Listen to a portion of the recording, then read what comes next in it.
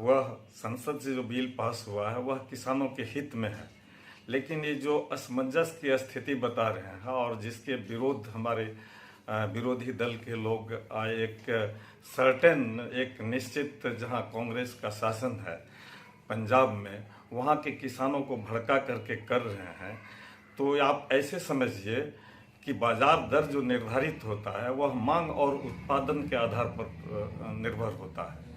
मांग अगर बढ़ेगी तो उसका रेट ज़्यादा होगा और उत्पादन बढ़ेगा तो रेट कम होगा। लेकिन सरकार का ध्येय है कि किसी भी उत्पादन करने वाले हमारे किसान को कम से कम उत्पादन का खर्च मिले और मुख्य रूप से जो जिसका अनाज जिसका कंज्यूमर बहुत किसान हैं लोग, जिसको कि खाना भोजन के रूप में आते हैं, चावल है, गेहूं है, धान है, मक्का है, इन सबों का जो उत्पादन लार्ज स्केल पर होता है, तो उसमें यह बात देखा गया है कि हमारे किसानों को मिनिमम प्राइस जो है वो मिलना चाहिए ताकि उनको बहुत ज़्यादा घाटा नहीं हो। तो इसीलिए मिनिमम प्राइस का प्रावधान रखा गया है। तो हम हर फसल पर ये प्रावधान नहीं दे सकते, जैसे फ्रूट्स वगैरह हुआ है और जो सब्जी वगैरह है, वेजिटेबल है, इस सब पर भी हम नहीं दे सकते। तो हमारी सरकार एक मिनिमम प्राइस दिया है, लेकिन इसको कानून के रूप में देने के लिए, गारंटी देने के लिए, हम अगर गारंटी हम देंगे तो कोई फसल अगर हमारा बहुत ज़्यादा उत्पादन हो गया और हम गारंटी दिए हुए हैं कि हम इससे ज़्यादा कम रेट में हम बेच नहीं सकते हैं, उत्पादन ज़्यादा हो गया, तो फिर उसका खरीदार में नहीं मिलेगा और सरकार में इतनी क्षमता नहीं रहेगी कि वह सारा बजट जो है उसको खरीदने में लगा सके। तो ये किसानों के हित में नहीं है। अगर हम खुला मार्केट रखते हैं तो बाहर के व्यापारी जो हैं हमारे यहाँ आकर के खरीद करेंगे।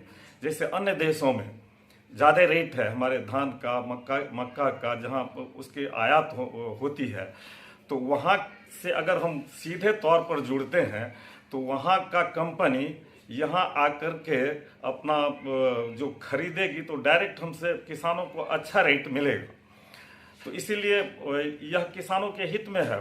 खुला मार्केट करने से किसानों को कहीं भी घाटा नहीं है। एक उनको आशंका है कि बाजार पर हमारा कब्जा कर लेगा, हमारा खेत पर कब्जा कर लेगा, जैसा कि विरोधी लोग हमारे विरोधी दल के लोग जो हैं उनको दुष्प्रचार भ्रमित कर रहे हैं। ऐसा कदापि नहीं होगा। हमारे यहाँ बटाई सिस्टम, हमारे यहाँ लीज सिस्टम बहुत पहले से लागू है। हर कोई का बटाईदारी करता है खेत, लेकिन उसका जब्त तो नहीं कर लेता है, उसका कैप्चर तो नहीं कर लेता है ना। उसी तरह से बाहर की कंपनियां आएगी, सुविधा देगा, ज़्यादा रेट में हमारा फसल खरीदेगा, हमको अग्रिम राशि भी देगा और कहीं भी किसान के हित अहित नहीं है। इस तरह की बात दुष्प्रचार है, भ्रामक है। और जहां विरोधी दल का आप देख सकते हैं कि जैसे राजस्थान से किसान मूव कर रहे हैं, पंजाब के किसान मूव कर रहे हैं, लेकिन यहां भड़काया जा रहा है। और किसान के सपोर्ट में जो हमारा अन्य राज्य है, उत्तराखंड से, यूपी से भी किसान आकर के हमारे गृह मंत्री से, हमारे कृषि मंत्री से मिल रहे हैं और इस पक्ष को रख रहे हैं कि यह हित बिल जो है किसानों के हित में है। इसीलिए कहीं भी किसान के अहित में यह कानून नहीं है। केवल भ्रम की स्थिति पैदा किया जा रहा है। विद्वेष के कारण, द्वेष के कारण इन लोगों को दिग्भ्रमित किया जा रहा है।